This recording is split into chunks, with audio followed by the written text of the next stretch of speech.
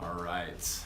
Hey there, Dan Wells, owner and fitness director of Real Results. Today's video, we're going to go over mobility and the importance of mobility. So, the reason why we're going to discuss that is because being mobile is a crucial part of being healthy, being able to move freely, and be able to take your body through ranges of motion required for the workouts that we do.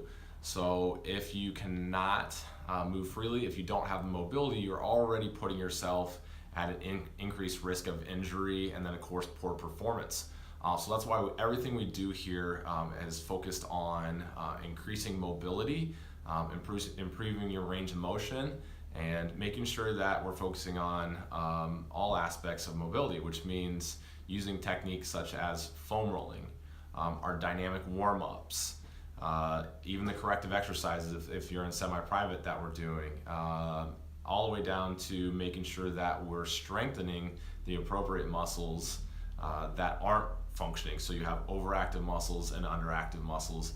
And we want to make sure that we're taking the underactive ones, the weak ones, and then we're strengthening those. And so by doing that, that means we need to do the exercises in class that we're doing right. So that's why we talked about in the human movement system, and why we're so important, why we focus, and why it's so important to do the exercises the right way first.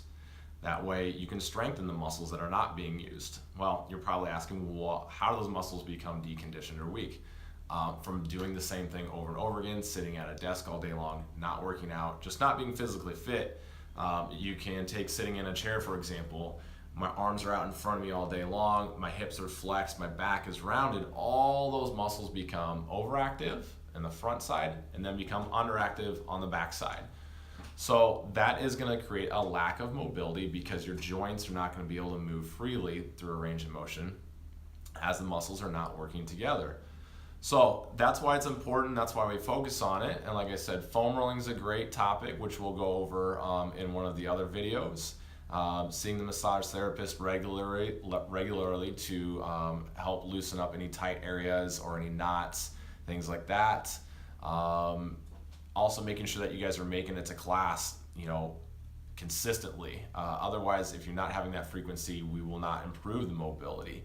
But if you're coming, you guys, your mobility will get better, your strength all the way around that joint will make a big difference. So the other question is, what's the difference between mobility and flexibility? And I hear a lot of people say, I need to be more flexible. The truth is, most people don't need to be more flexible. They need to be more mobile, which means strengthening the underactive muscles and then lengthening the overactive muscles. And that's going to create mobility. So we talk about a balance. When we have muscles that are really tight and overactive, and then we have muscles that are really underactive, we have not so good muscle symmetry. The whole idea is through strengthening and through correctives and stretching is to balance them out.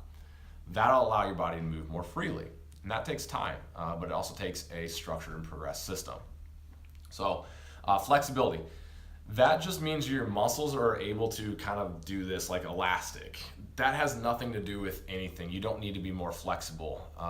Actually being too flexible is going to lead yourself probably into injury, poor performance, things like that, because you want to have tension through your muscles and through your joints when you're working out. You don't want to be flexible, okay?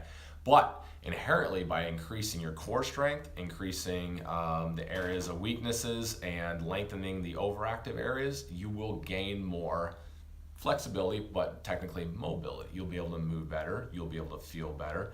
You'll have better posture, which means you'll look better, which is a big key, not just losing weight or building muscle, but posture is important as well.